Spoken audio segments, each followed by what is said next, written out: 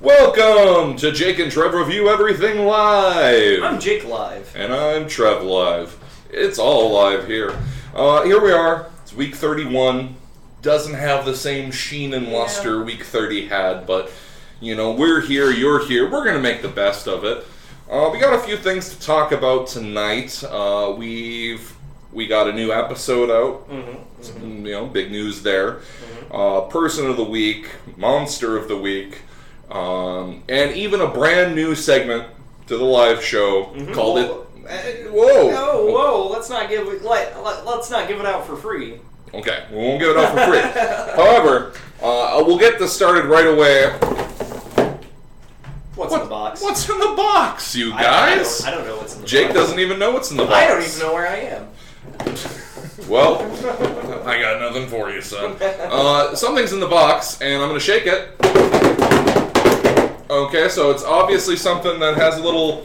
I'm just going to spoil it for myself. He's going to spoil it for himself. It's taped? I taped it up. Oh, see? Spoiled. Oh, man. Ridiculous. Hold on, I'm going to tell him what it is. Piece of carrots.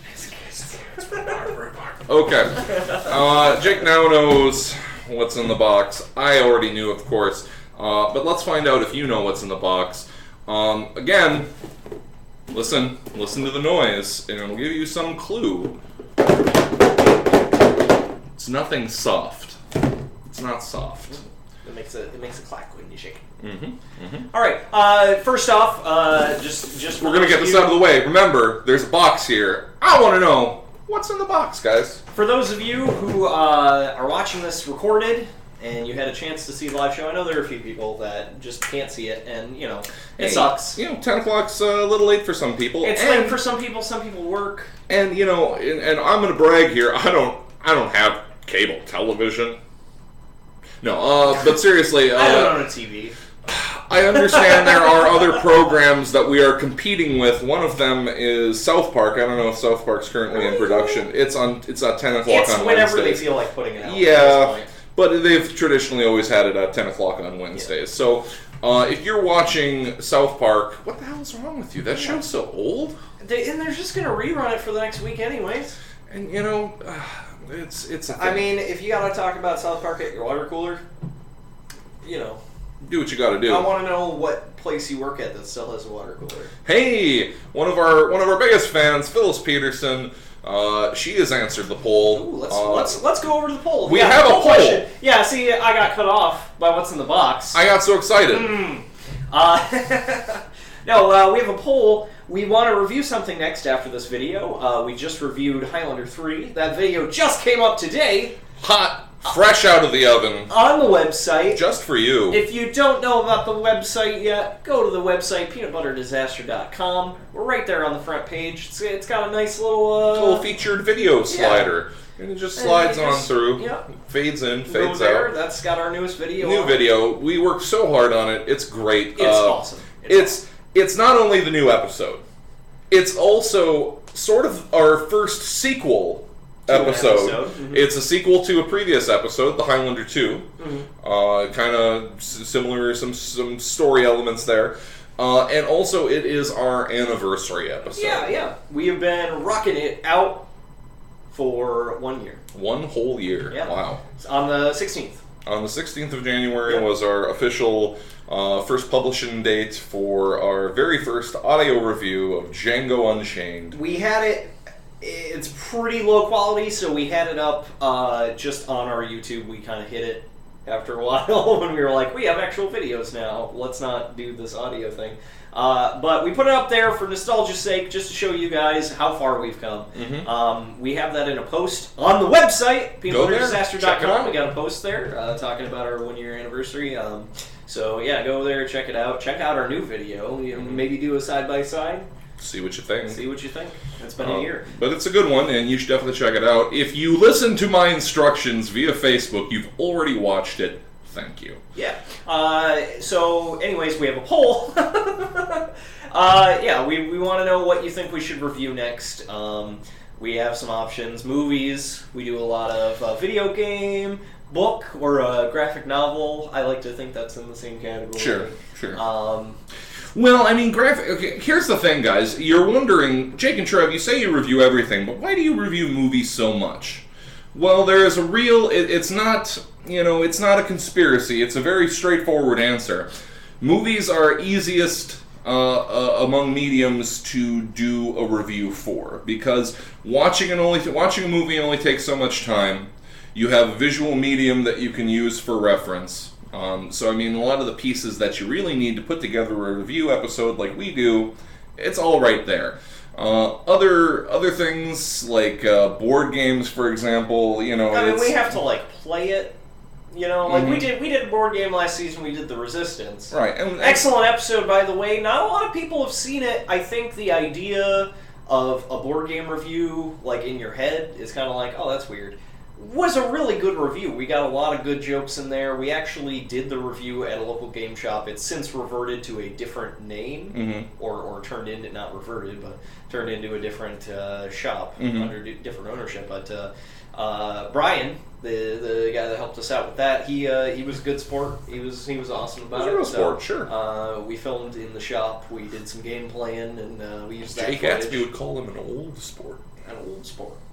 So, board games kind of tough, books kind of tough. Graphic novels not so much. I mean, you have a visual medium already built into it. But yeah, we've been kind of throwing it around. I mean, we would like to explore more than movies and video games. I mean, we don't do a whole lot of video games either, but we do a little bit of everything. We do have our Try to Play series. We do have 2 full Try to Play series up now. If you don't already know about that, we have the Mega Man 2, one of our favorite games. Love Mega Man 2. That's awesome. Mega Man series. We try to play that. And then after that, we had the Battle Clash Try to Play, which is a light gun game for the SNES. So we didn't exactly review them, but we did play through them for your enjoyment, watching us possibly fail. And I don't want to spoil what happens. You guys got to watch. But we call it Try to Play because we might not succeed. We're not guaranteeing a finish of these. Right. We're not guaranteeing we're going to make it all the way to the end. We're going to play it for about an hour and a half. And see where we get. And yeah, if we make it, we make it. If we don't, we don't.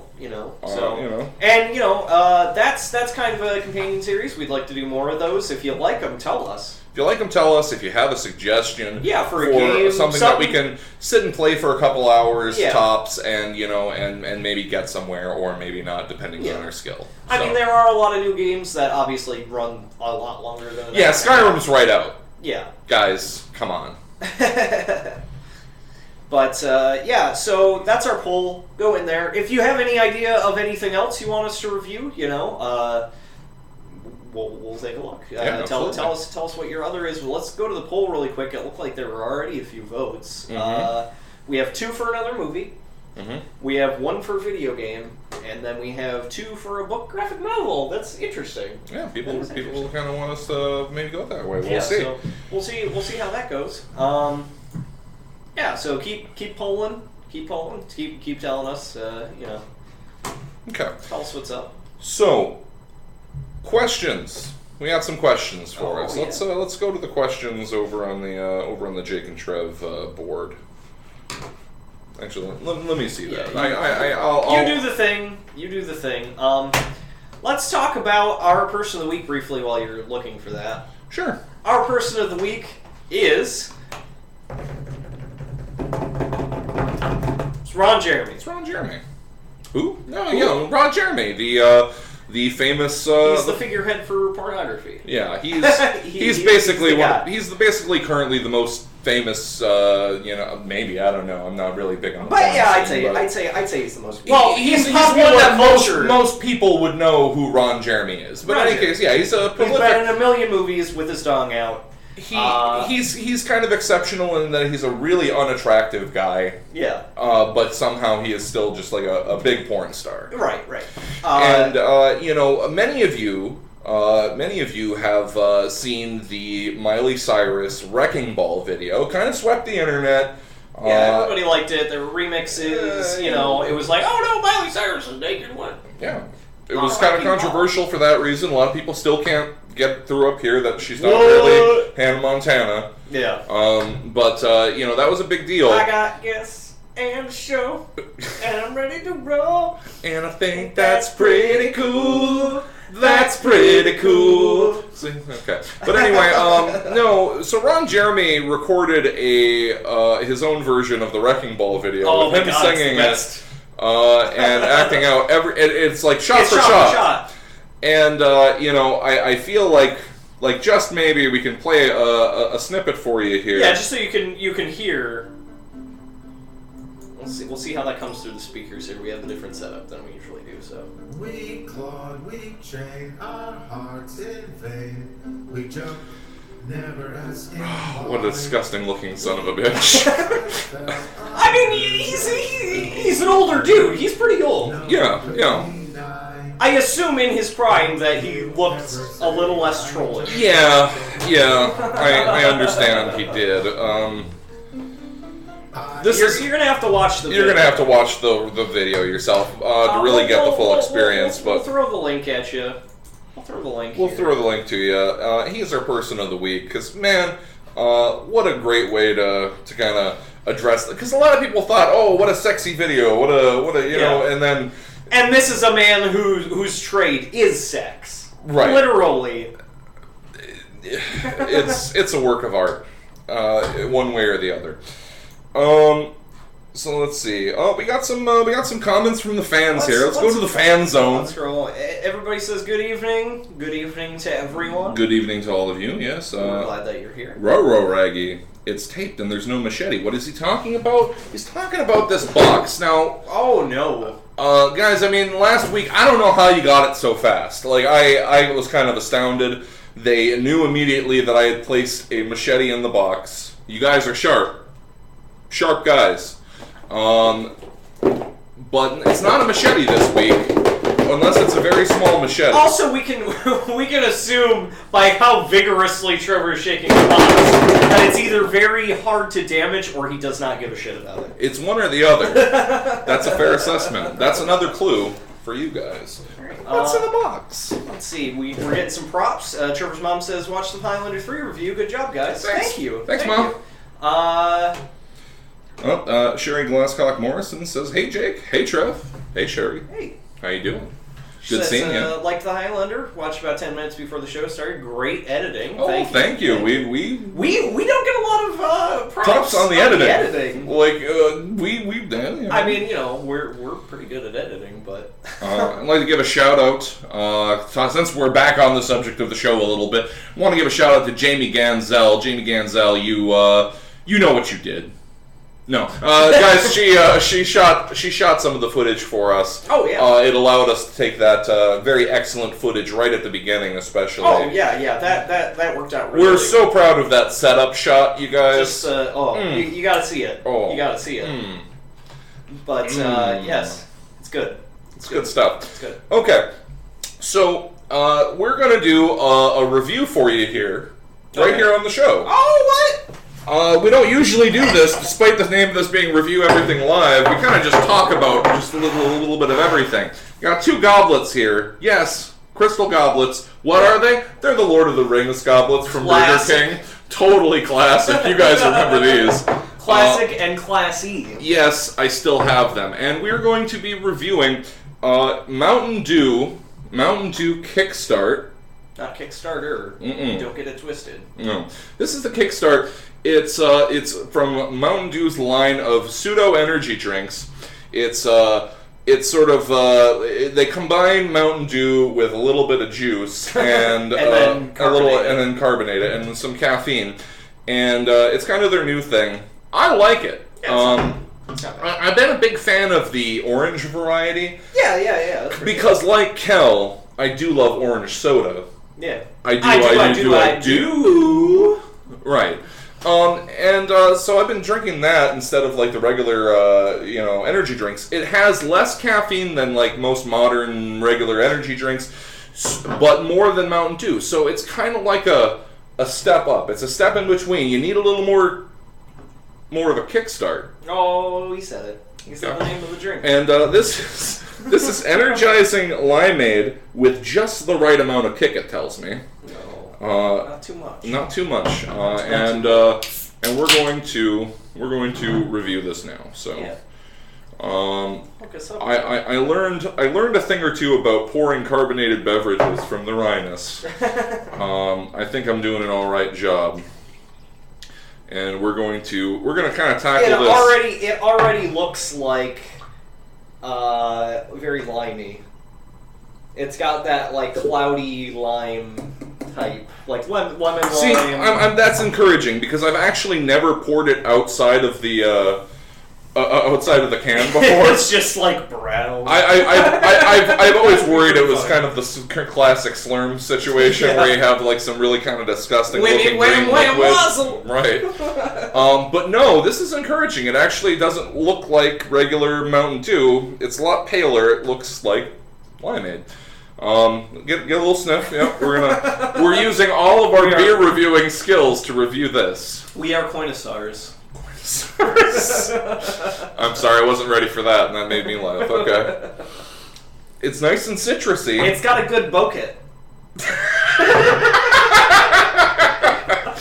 Oh, delightful. Just delightful. Okay. I'm gonna wipe up a little bit of this. Yeah, I on my shirt. You know, whatever. Who cares? I don't care. None of this matters. Who cares? All right. So it's got a nice kind of limey scent. Not British. Limey. You understand? Oh, whoa! Tom and Dominic are gonna be pissed. We're sorry, guys. Sorry, guys. But no, it's and it's nice and carbonated. It's looking kind of good. I'm just gonna drink it now. We're gonna drink it. We're just gonna drink it.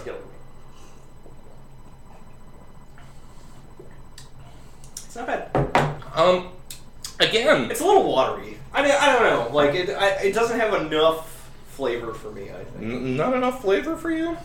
What about the sweetness? It's not overly sweet. It's just the right amount of sweet. It's got a nice, and the lime gives it kind of a good sour kick that you don't get in regular Mountain Dew. Yeah. And this is important. It doesn't have IBUs or alcohol by volume percentage. Yeah, we're not going to be able to black sugar beer review. But this is, it is, and you can't possibly see this from this distance. It says it's only 80 calories per can. Now this is a 16-ounce can. Jake, you drink a lot of Mountain Dew. I outed him. Yeah, I'm a Mountain Dew drinker. You drink a lot of Mountain Dew. What's the calories on a 12-ounce can? It's like 160 calories. I don't want to know, actually. It's an absurd amount of calories. Yeah. But so I mean, as an alternative to like other energy drinks, I really like this. Yeah, that's not bad. Yeah, other energy drinks have like a weird taste. I don't know what it is, but you know it's an energy drink. I think it may be like the taurine. I think that's like the thing that makes it taste weird. Yeah. It's not like a bad weird. It's just different from any other carbonated drink that you have, generally. Where it's like, yep, this is an energy drink right off the bat. So... But I mean, it's a good. I can say this about it. It's a little. I wish it was a little more flavorful. But I can say this about it: as an energy drink or a pseudo energy drink, it doesn't have that kind of energy drink taste that turns certain people off. So if you're not normally into drinking, like Red Bull or full throttle. Full throttle. NOS. Or NOS. Like, yeah, I like NOS. NOS is one of my favorites. If you're not into drinking those because they have that, like, tinny, energy drink taste, I would recommend this. Okay. Yes, Michael Swanson, we should be paid to advertise. Mountain Dew, Pepsi-Cola, PepsiCo, We will sell out. We will sell out. Guys, listen. No, we won't sell out. We'll buy in. We've said it before. I'll say it again. J&TRE Review Everything is completely for sale. If you paid us, we would call it Mountain Dew Kickstart presents J&TRE Review Everything. I think didn't we do that like at some point in the show? We joked about it a little Mountain bit. Dew Kickstart presents J&TRE Review Everything. We joked about it. And Phyllis Pearson asked, other than the cancer-causing agents in it, that's... I don't know if that's... It could be. I've heard bad things about brominated vegetable oil. That's what I always hear. Brominated, like the bulls from Fallout? No, like different. Brahmin, like Brahmin juice, like somebody milked a two-headed irradiated cow. Yes, like that. Oh, okay. Well, then that would cause cancer. I'm going to give you an ingredient listing here, folks. I'm going to list the first 10 ingredients, and remember, this is from most to least. Right, that's actually kind of interesting. I didn't know this for a long time. When you read the straight-up ingredients list on something, it is from the most used ingredient to the least. They don't tell you how they mix it together or how they form it or whatever. Right. But that gives you an idea of concentration. Yeah. Okay, so number 1, carbonated water. Not surprising. Dear. Number 2, any guesses, Jake? What's the second ingredient? First is water. It's coloring. It's the food coloring. No, actually, it's high fructose corn syrup. Oh, okay, that makes sense. High fructose corn syrup. It's usually the top 5 are like the syrup, the carbonated water, and the food dye. Right. I Number 3. don't know how to count. Number 3 is white grape juice concentrate. So it's got some juice. It's got some juice. It actually has juice in it. It says up here at the top of the can, it only contains 5% juice. So this isn't really a juice drink. Actually, it reminds me, Taco Bell was doing a thing where they'd have like Mountain Dew AM, which they would serve in their morning with like the waffle tacos and stuff. Gross. And it was just Mountain Dew, and then they'd pour like a shot of like orange juice into it, and that made it Mountain Dew AM. This is a similar idea, I think, here. Weird. Citric acid, natural flavor. Boy, nothing instills confidence in the consumer like the incredibly vague term natural flavor. Anything is... Yeah. Beetle shells are natural flavor. Okay. Yeah, and they use that in Coke. Probably Sodium. didn't want to know that, but that's the truth. Sodium hexametaphosphate. That's a thing. That sounds a little scary. Head over to the what is it? The Blog Brothers. Oh yeah, the greens over on like Mental Floss or Crash Course. Crash Course. Crash yeah. Course Chemistry. I'm sure Hank Green can tell us what sodium hexametaphosphate is. Hank Green, tell us what's in this Mountain Dew. Salt, gum arabic, caffeine, sodium benzoate, and potassium sorbate. And there's like a series of other things. I don't want to tell you. Hexametafluoride. So in answer to your question, Phyllis Peterson, the healthiest ingredient in Kickstart is apparently white grape juice. White grape juice. But in any case, no. As far as it goes, like I said, 80 calories is kind of a nice compromise if you're going to have something that has some sugar in it. Yeah. And it's got a good amount of caffeine, and the flavor is really not bad. So I give it a pass. I'll give it 4 cans out of 5. We're on the can scale. I'll give it 3.5. I might have it every once in a while. I don't need to have it all the time. I don't drink energy drinks that often, so it's not bad.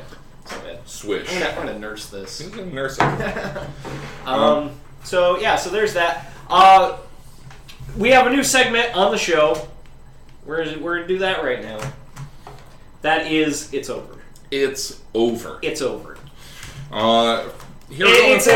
Occasionally there's a thing that Jake and I see in culture. I feel it's partially inspired. There was a skit on Portlandia.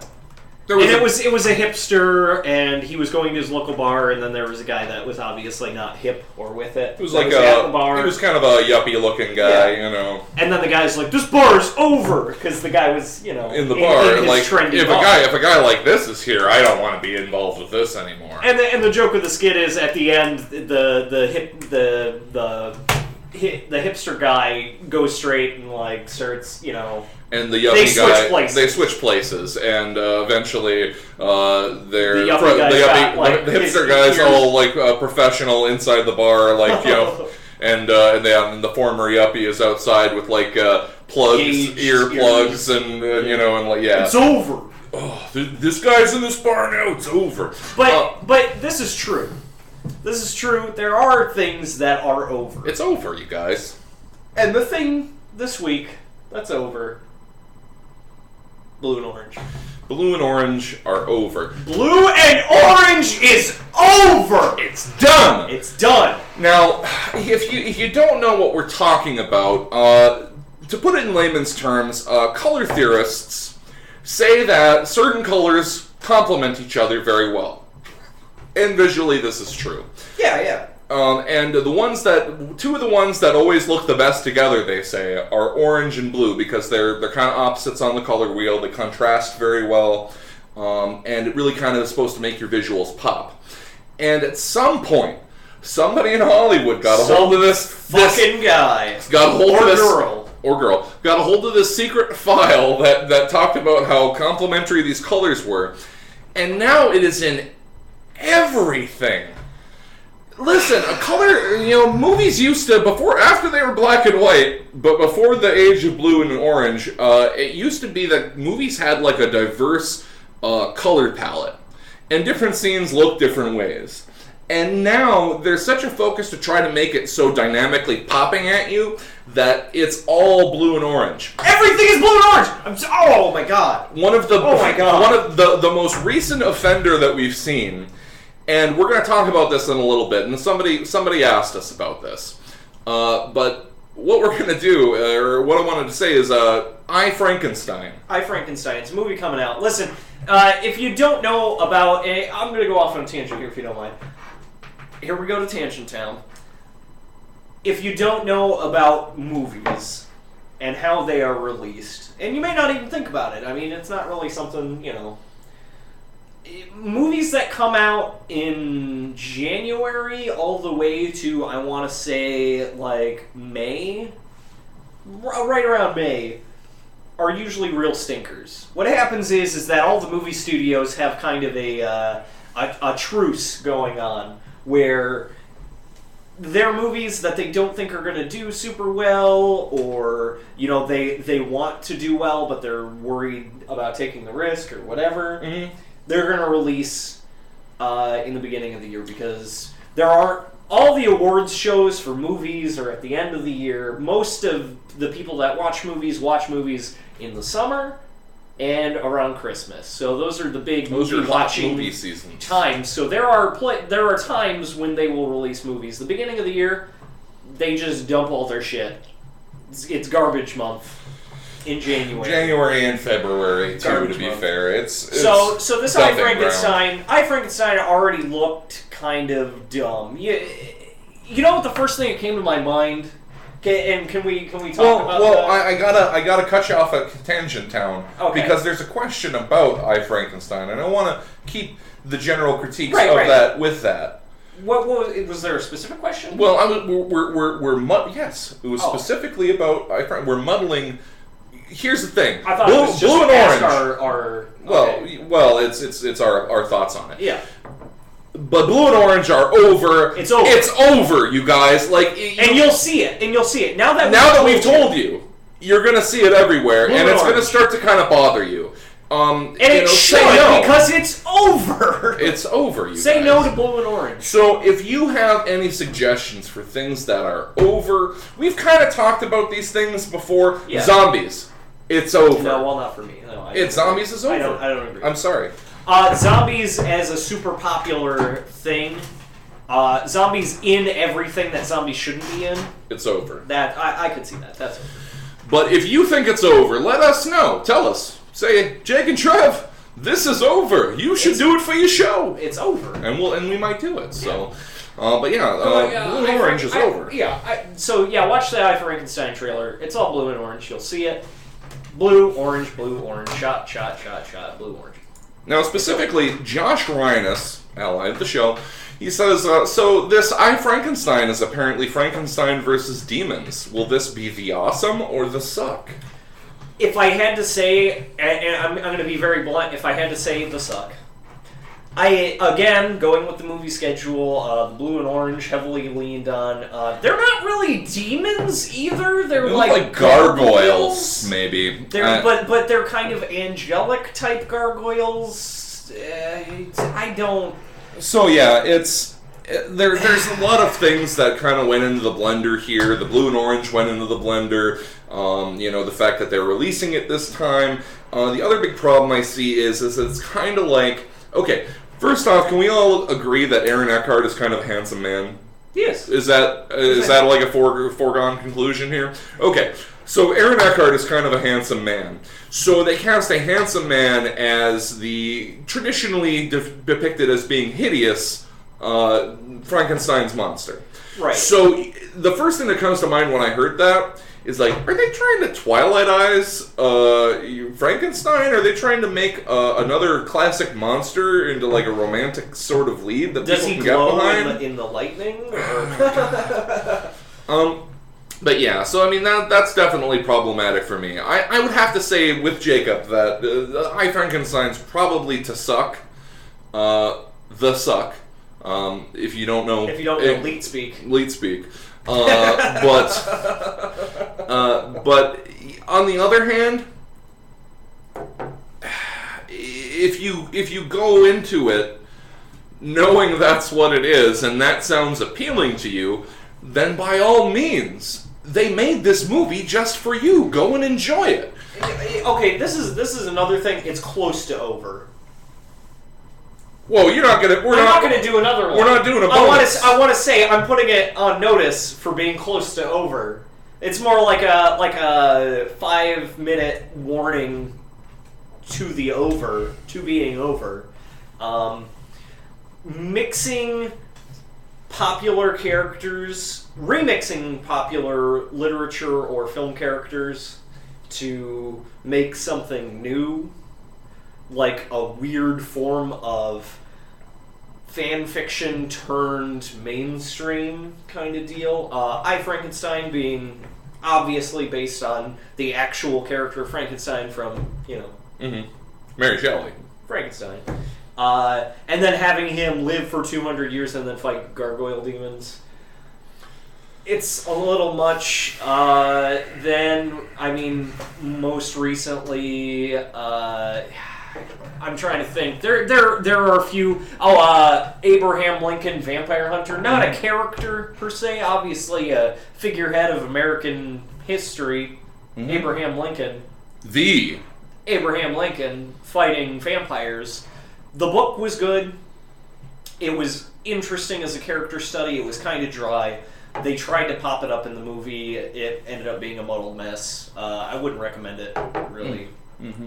But yeah, those kinds of things. I mean, they did like Pride and Prejudice and Zombies, or there were a number of book series where they took the entire book and then added sections. They like cut and then pasted in like, and then there were giant Cthulhu monsters or whatever. And, right. And, far be it for me to say that remixing things is bad, because that's basically what we do on our review show. Right. We remix popular culture into there, we throw some jokes at you, We have, the important thing to draw from that is that we have encyclopedic knowledge of popular culture that we can draw from for your entertainment. But in that kind of context where you're taking a popular character, you're making something new with it, you have to be very careful. And everyone has been so just haphazardly slapping this thing onto that thing, onto this thing. And, you gotta be more careful than that. Yeah, I'm just saying, like, it's gonna be over. It's gonna be over soon unless somebody saves it. It's gonna be over pretty soon. Close. It's pretty close. Watch out. Cyrus McCarter says, once I heard the title, I'm Frankenstein, I didn't even bother to watch the trailer. That is a shitty title, by the way. I mean, obviously it's referencing iRobot. But why? In what context? Like... But wait, was iRobot a reference to something? I don't think so. I'm gonna look it up. I don't want to be super wrong on the show tonight. Okay, in the meantime, while Jake's doing that, I'm gonna muse about a question posed by Phyllis. It looks like King Kong versus Godzilla. I'm assuming you mean who would win in a showdown. Well, here's the trouble. King Kong's an American favorite, classic movie monster, classic movie character. There's a lot of tradition there, and certainly just as much, if not obviously more so, over in Japan with Godzilla. But I guess when I have to boil it down, what it comes down to is that King Kong is only, bear with me, he's only a giant ape. Okay? So he has, ape-like strength, and it's even more enormous because he's huge. But Godzilla, now depending on which origin you go with, I'm going to go with the classic. Mm-hmm. Godzilla is a Tyrannosaurus Rex that was somehow trapped under the earth and was bombarded with radiation from the Hiroshima and Nagasaki bombings. Right. That was our fault. It's our fault that Godzilla's around, guys. Never forget. But so I had a little levity there. Kind of dark. Dark humor. A little dark. But no, Godzilla is a giant, irradiated, superpowered Tyrannosaurus Rex. And when you lay it out like that, I don't think anyone in the room can really act like King Kong's got much of a chance. Godzilla can match King Kong in terms of strength, and he can also blast his face with radiation blasts. It's really not a contest. In any straight up and down throwdown, or even a somewhat convoluted one, Godzilla walks away with a prize. So that's what I would say to that. Have you had any luck in you're not even looking at it now. Now he's looking at nudie pictures. You don't know if I'm telling the truth. I could be telling. No, he's looking at something about Noah. Okay, well, let's scroll down here real quick. Sure. To get up to speed. Michael Swanson said, "Hey, Lone Survivor is good." Yeah, but I heard they gave the title away, or they gave away the ending in the title. Spoilers. Let's see. Devils do stunk big time. I've heard that from multiple people as well. Let's see. And yeah, would you guys consider reviewing the upcoming movie Noah? Now, again, looking at the movie poster, head over to IMDb, type in Noah of Ark fame, and tell us if you guys notice something about the poster. Maybe how blue it is. Yeah, with some complimentary shades of orange thrown in there. Yeah. In any case, it's yes. In short, I certainly would. I'd consider reviewing Noah. It's going to be kind of like a big epic. Darren Aronofsky is the director. I might be. I don't know. I'm not casting judgment, out of the gate, but it seems like Russell Crowe is the guy you go to when it's like, oh, we don't have anybody for this epic movie. Who are we gonna get? Well, I mean, he gets typecast in that way. I'll agree with you there. If Blu-ray was just coming out this year, this would be the movie that came out first. Probably. I don't know if you guys remember, but more popularly when DVDs picked up. One of the first movies that everyone had was Gladiator. Mm-hmm. I think we've talked about that on the live show before. But, yeah, that would be pretty funny. Russell Crowe as Noah. In short, yes. We would certainly be willing to consider it. I'm considering it right now. It's directed by Darren Aronofsky. So, I mean, it's going to be dark as shit. There's some street cred there. And, I guess the kind of tale... I mean, here's the thing. I say to myself, if I quit doing the show, okay... If I quit doing the show and doing all the other things that I normally do, and I told you guys all that God had told me that there was a flood coming, and I was outside building a giant ship, everyone would think I was fucking crazy. Like, the craziest. Okay? So, I mean, I guess I'm kind of interested in how they're going to kind of depict Noah's story. I'm interested because I don't think I've ever seen like a big budget Hollywood rendition of the Noah story. And it's been danced around. You get a lot of Jesus stories, you get a lot of Ten Commandments stories and Moses and so forth. But Noah is one of the big heroic figures and major characters of the Bible who hasn't really gotten his shot. So. Frankly, I liked Russell Crowe's turn in Man of Steel, so I mean, I'm not like mad at Russell Crowe. So yeah, I'd definitely consider it. Maybe you should campaign to have us do that. I would think about it. I don't know. Oh, you know what? I'll gather my thoughts on this movie. We'll watch the trailers. I'm not going to say anything at this point in time. Okay. But you know what I will say? I would consider anything. You know what I'll say right now? What's in the box? What's in the box? Okay. Well, throw down a hint. Throw down a hint. We have not had any hints. Well, I obviously either think it's not going to break or don't care. Or maybe it's that the thing inside is famous for having taken a fair amount of punishment in the thing that it was in. That's really vague. That's a little vague. It's It's a representation of a person. Oh, okay. It's a representation of a person in this box. Someone who takes a fair amount of punishment in the thing. It's a Velvet Elvis painting. Did I get it? I'm sorry, I didn't mean to spoil it for you guys.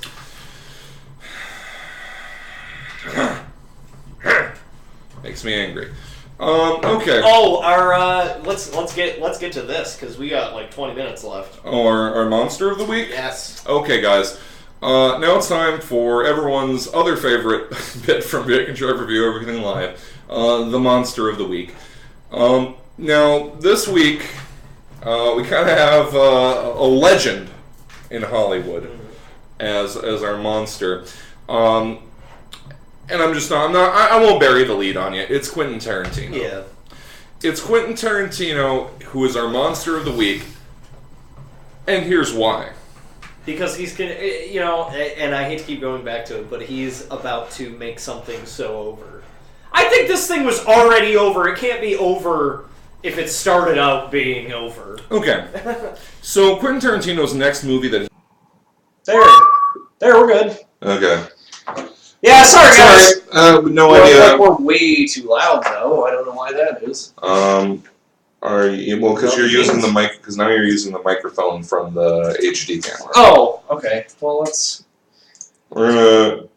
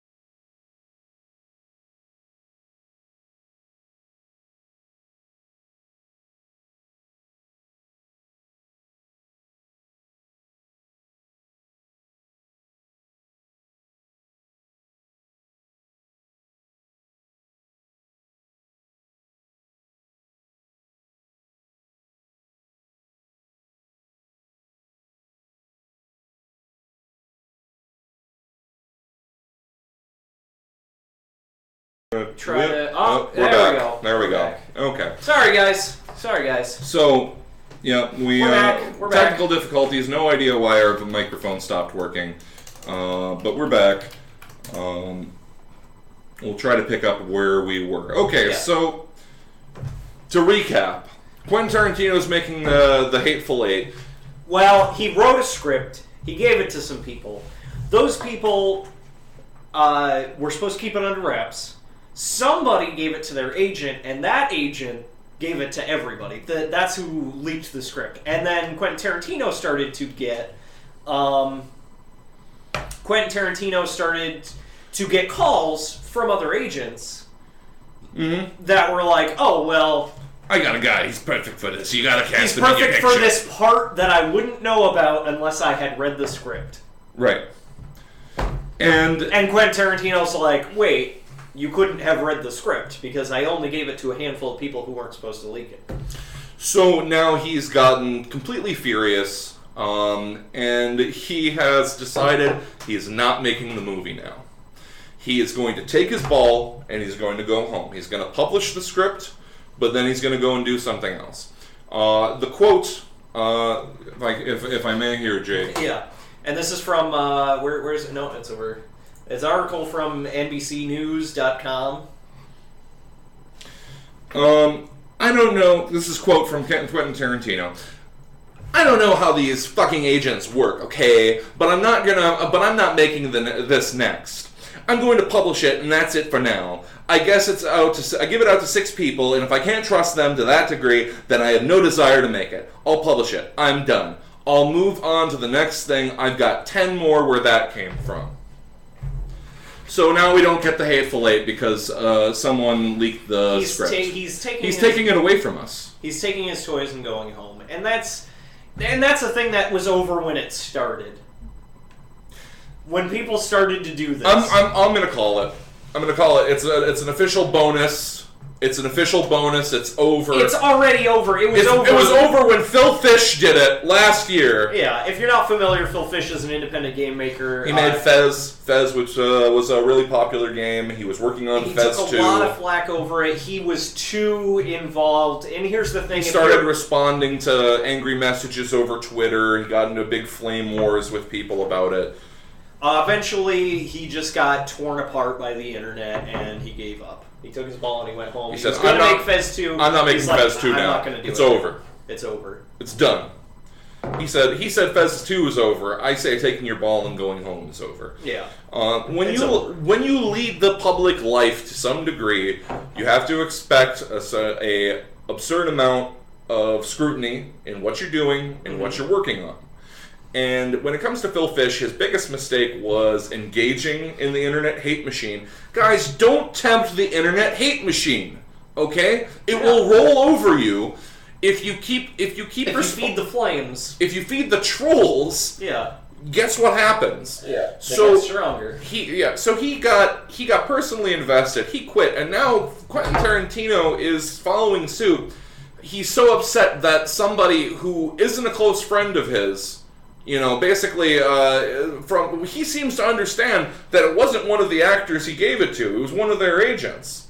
So it's like, because of that, now we don't get this Hateful Eight. I don't know. It seems really petty. I'm sure he has a lot of other ideas for movies. Oh, yeah. And I'm sure that he's not hurting for cash, so he doesn't need to jump into production on a movie here just to keep ends, meeting. But it's a serious, well, Cyrus McCarter says, it's a serious bummer. You know, but and it's that idea. And there was another article. Was it this article or another one? I haven't really. I think it was a different one I was looking at. What website was it? Oh shit! I don't know, dude. There was another article that basically quoted him as saying, man, I don't care if it gets the fucking script gets out or whatever. Yeah. He basically comes out and says at the beginning, people are going to read my scripts before the movie's out. And that's awesome. Fine. I'm glad people want to read them. Yeah. That means I'm with it.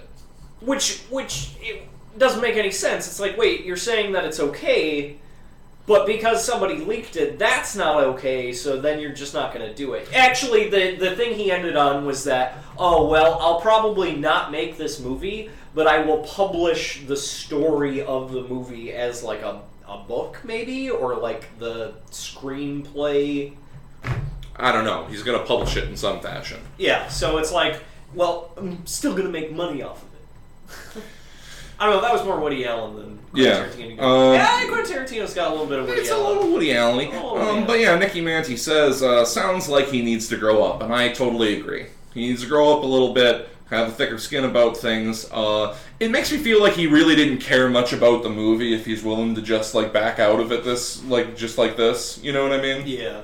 Or maybe he wants, maybe it could be a ploy. Maybe he figured that was going to happen. There's so much that's left unsaid in those kinds of situations that are it could be anything. Mm-hmm. Just speculate. Aliens? I'm just speculating, He could have known that somebody was going to leak it. Maybe he did it on purpose, and then now he's generating this media buzz by saying he's not going to make his Quentin Tarantino movie, so. Guess what? I'm showing Jake exactly what's in the box. And you know what? I'm going to give you another hint. It is... I'll tell you exactly... I'll tell you loosely what it is. It is an action figure. But who's in an action figure of? I'll give you another hint, because I'm just that kind of guy. His face is a mask. That's a pretty big hint. Yeah, if you're up on You movies. should be able. If you don't have to be Sherlock Holmes to dig on that clue. No, absolutely not.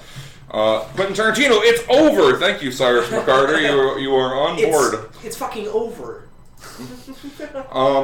And now we're going to go to one of the other questions we had here while we kind of wait for some guesses. Take a guess, guys. What do you think's in the box?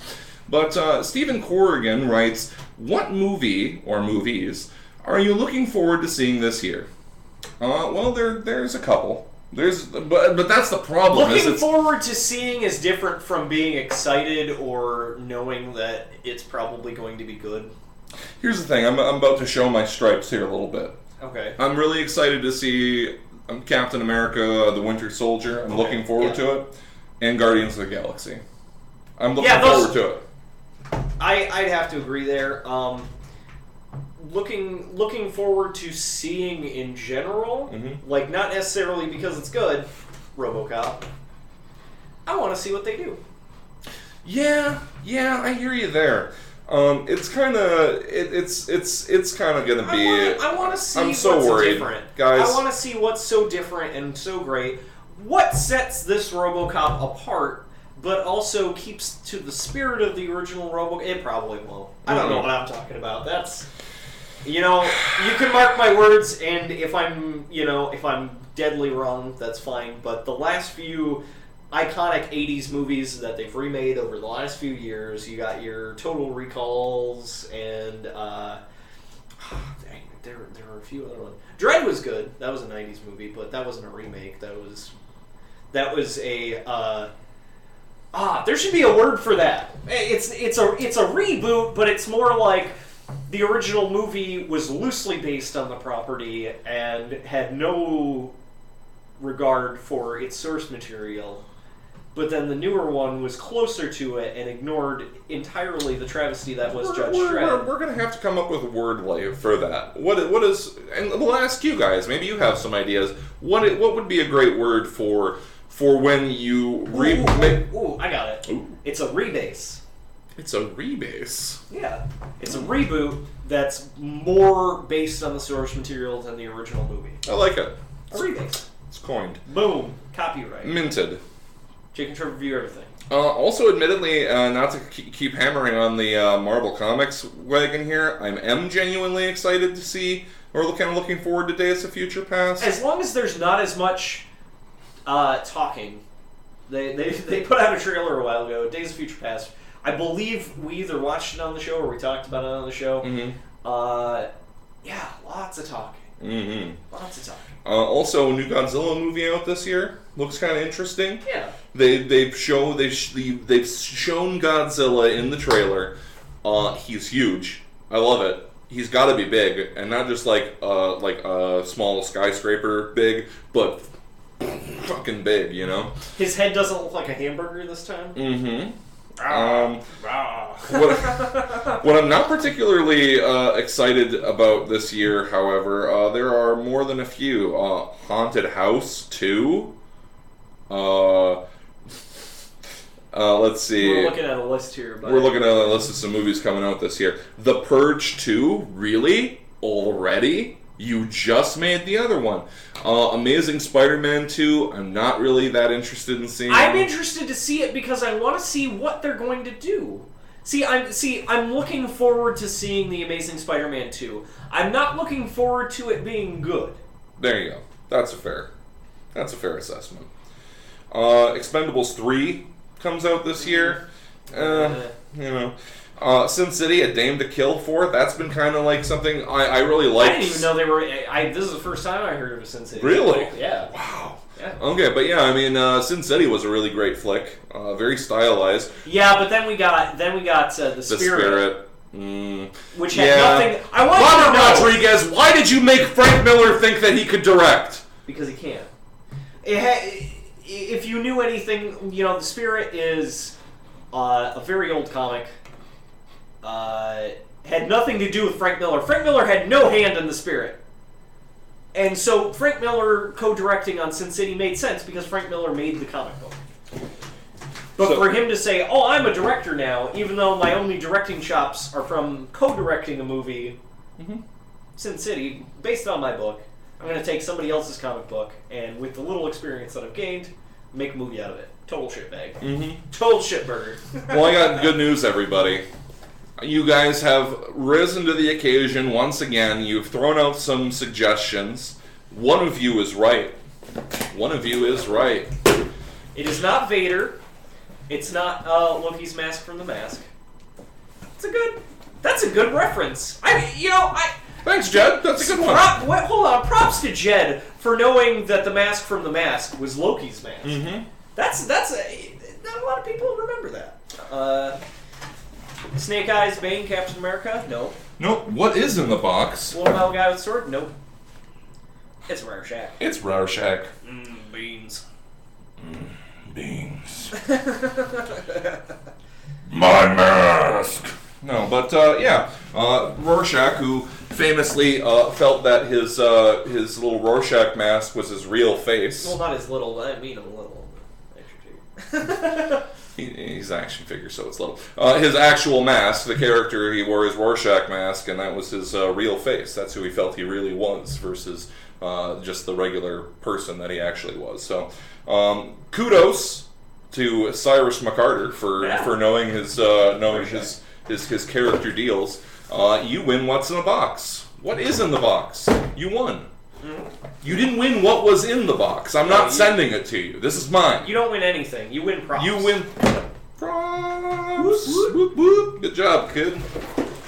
Great shot, kid. That was 1 in a million. Okay, so let's see. Oh, have you guys heard, Cyrus McCarter, our winner, he asks, have you guys heard about the upcoming survival horror game Alien Isolation? Now, hold on a minute. Is that another Alien franchise thing, I'm assuming? Yeah.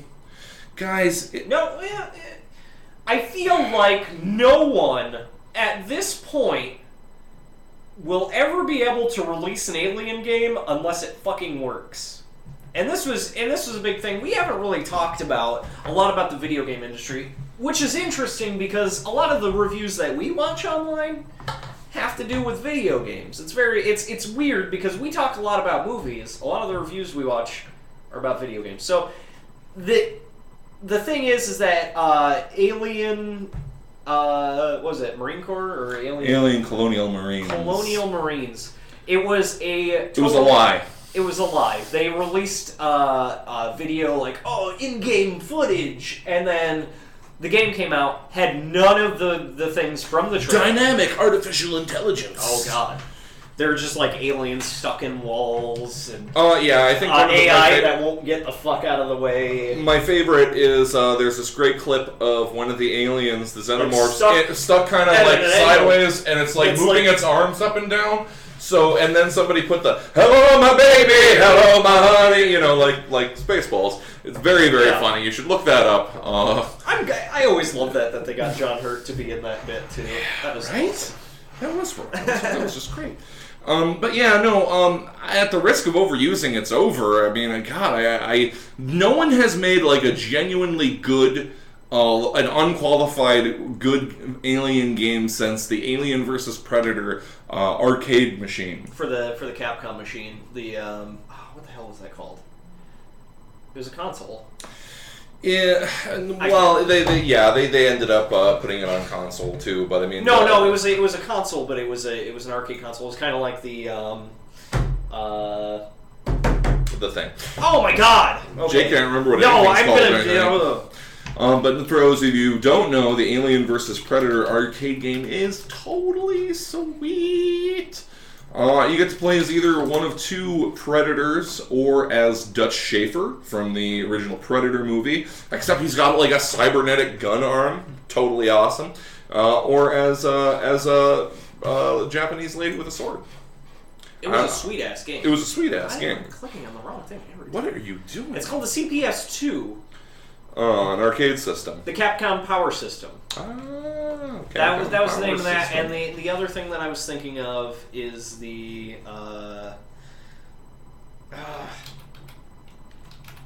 JAMA? No, not JAMA. Neo Geo. Neo Geo. The Neo Geo system. Mm-hmm. Briefly, we got like a minute left.